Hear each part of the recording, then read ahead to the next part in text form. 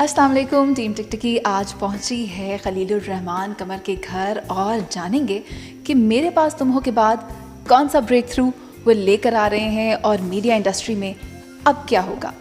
आइए चलते हैं। अगर आप खुद को डिफाइन करें, खलीलुर रहमान कमर को डिफाइन करें तो कैसे करें? A man who is blessed, born blessed. And I remember when I was a child, I knew Allah has given me a lot. Khalilur Rahman कमर अगर एक राइटर ना होता तो क्या होता? ये तो हादसा निकल जाएगा तुम्हारा। मैं गुंडा होता शायद, छोटा मोटा गुंडा था उस वक्त में शादबाग का, तो बड़ी लड़ाइयाँ झगड़े करता था। लेकिन मेरा ख्याल है I was a wonderful student, toppers almost all the time. So I was a very successful banker too, and perhaps I would have been a banker. Sir जानना चाहूँगी कि आपने गुंडागर्दी का जिक्र कर ही लिया, तो कोई बचपन का वाकया किसी को मारा हो तो वो भी शेयर कर। को नहीं मारा, बल्कि मैं I took my son one day, हम वहाँ पे जिले के नान छोले खाने के लिए जाते हैं, तो मैं वाज टेलिंग हिम, वो ज़रा मॉर्स्कॉड बच्चा है, तो मैंने कहा यार यहाँ जो आदमी मुझे देखकर मुँह फेर लेना, समझो उसकी पिटाई लगी हुई है मुझसे। तो ये तो नोटिस ना किया उसने, तो जिले के बारे में बताया कि वो बहुत पहचानता है मुझे बड़ी अच्छी तरह। तो अल्लाह गरी की रहमत करे, जिला अब हयात नहीं है। तो मैं गया तो जिला didn't look at me even. तो मेरा बेटा मुझे कहता है कि लो आप तो बड़ी ढींगे मार रहे थे, उन्होंने तो पहचाना नहीं आपको। तो मैं कहा जिले, कहता हाँ।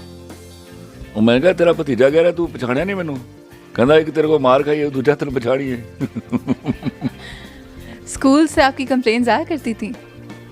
हाँ, स्कूल नहीं जाया करता था, भाग जाता था रिसर्च में ना। कंप्लेंट्स ऐसा सच नहीं होती थी, मैं जाता नहीं था स्कूल, झूठ बोलता था सुबह कि मुझे दर्द हो रहा है पेट में, और अल्हम्दुलिल्लाह मुझे कभी पेट में दर्द नहीं हुआ। और इस बात पर रोता था। उसके बाद अब्बा कहते थे अच्छा दर्द हो रहा है, ओके स्टे। अब मैं इस बात पे रोता था कि यार ये तो मुझे पता है ना कि मुझे दर्द नहीं हो रहा, इनको तो पता है कि मुझे दर्द हो रहा है, तो why they are not taking care of me, you know. तो फिर कोई 10-11 बजे अब्बा पूछते थे हाँ दर्द ठीक हुआ, मैं कहता ठीक हुआ, चलो फिर स्कूल चलो। तो अब्बा मुझे 11 बजे भी स्कूल छुड़ाते थे। अच्छा। आपने कहा कि आप एक बैंकर होते, तो बैंकिंग, या this is what I am going to say, कि बैंकिंग में तो आप थे, वहाँ से फिल्म इंडस्ट्री में आप आए, क्या चीज़ आपको इस तरफ ले आई? क्या चीज़? अल्लाह। और क्या, जिसने मुझे दे के भेजा हुआ था। I was a born writer. When I had the pen first time in my hands, I was a writer. तो जिसने मुझे देकर भेजा हुआ था इतनी बड़ी अता के साथ, तो उसने मुझे लेके नहीं आना था, वही लेके आया। मेरा it was not my decision at all. मेरी बीवी तो मानती नहीं थी कि लेख के पैसे भी कमा सकता है। अच्छा, एक भरपूर सलाहियत वाला शायर भी आपके अंदर छुपा हुआ है, और ड्रामा नगारी क्योंकि मैं समझती हूँ टाइम टेकिंग है, तो क्या आपकी शायरी में इससे कोई कमी पेश आई या आपके लिखने में कहीं कोई रुकावट बनी? मेरे देखिए, सबसे पहले तो मैं आपको एक बात बताऊं, बुनियादी तौर पर आई एम ए पोएट। तो कमी उस शायरी ने मुझे इतना एडवांटेज दिया कि मेरे डायलॉग में रिदम आया, और मैं अक्सर ये कहा भी करता हूँ कि मेरा सीन लीजिए, हारमोनियम लीजिए और बजा लीजिए, मेरा सीन पूरा रिदम में होता है। तो that is because of that poetic element which Allah had given me first before I could write drama. Drama तो मैंने महीना डेढ़ बाद में लिखना शुरू किया, पहले तो शायर था मैं। खलीलुर रहमान कमर साहब के कुछ अशार हैं जो मैं आपके साथ शेयर करूंगी।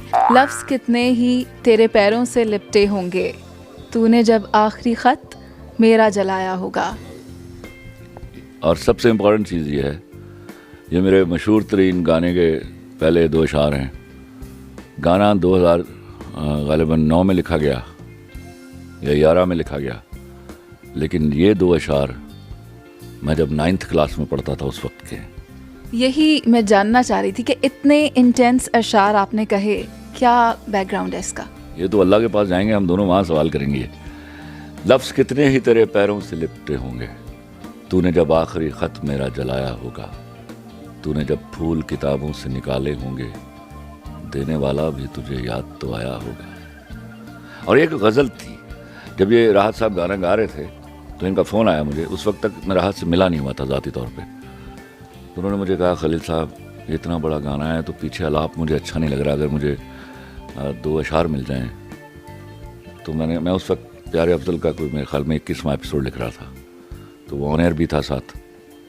तो मैंने रोका उसको और मैंने कोशिश की लिखने की।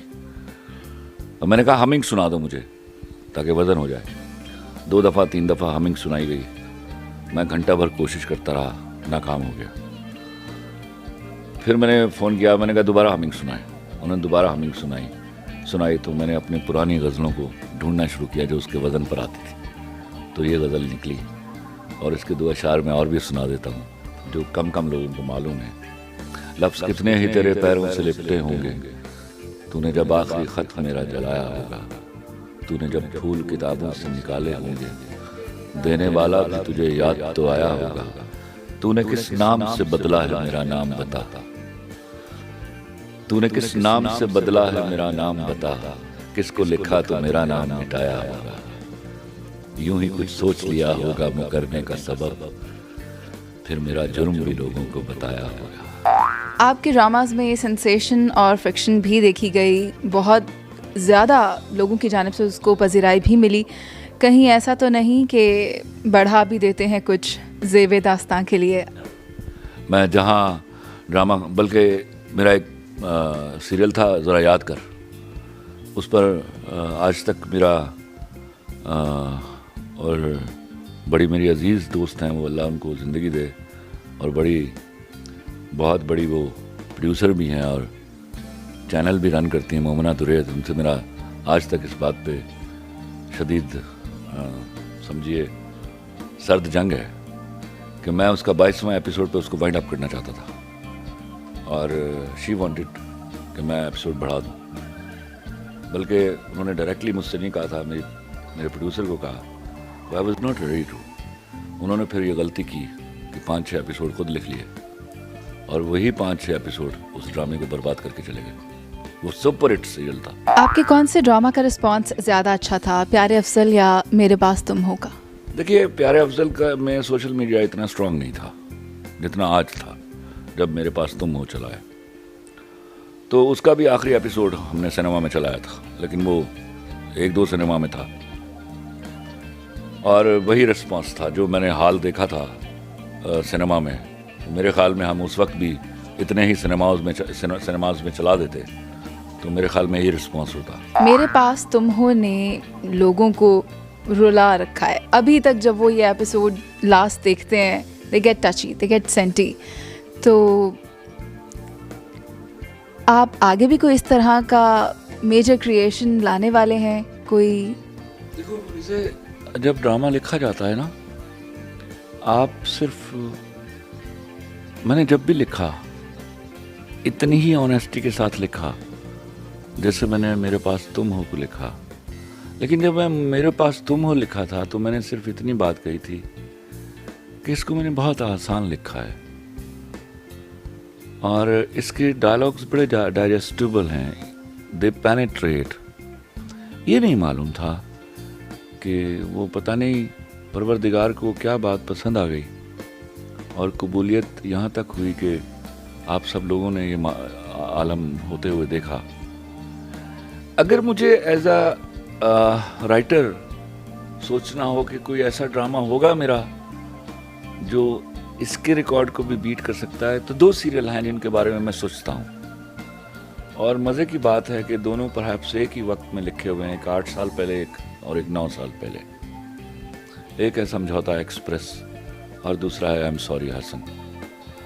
आई एम सॉरी हसन और समझौता एक्सप्रेस में इतनी ही पावर है, if they are made well and performed well, like my actors did in Meray Paas Tum Ho and my director did in Meray Paas Tum हो, तो देयर इज़ नो क्वेश्चन कि वो इसको बीट कर सकता है। टीवी ड्रामा दस्तक और दरवाज़ा से करियर का स्टार्ट, एक हसीन कोई याद आप हमारे साथ शेयर कीजिए।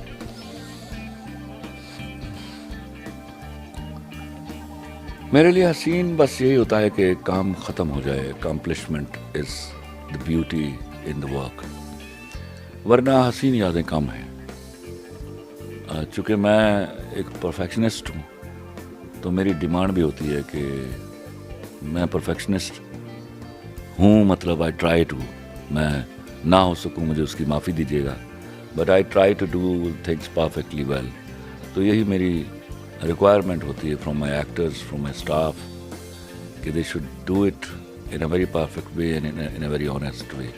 तो उसके लिए I go to any length. अगर कोई उस परफेक्शन पे पूरा नहीं उतरता और रीटेक्स लेता है तो आपका रिएक्शन क्या होता है? इस पे कभी गुस्सा नहीं करता, नेवर। आप 200 रीटेक्स थे, आप मुझे कह दीजिए 20 शॉट में कि आज मेरा मूड नहीं है, मैं कल कर लूँगा शूटिंग, लेकिन पूरा आपने करना है वहीं जो मुझे चाहिए।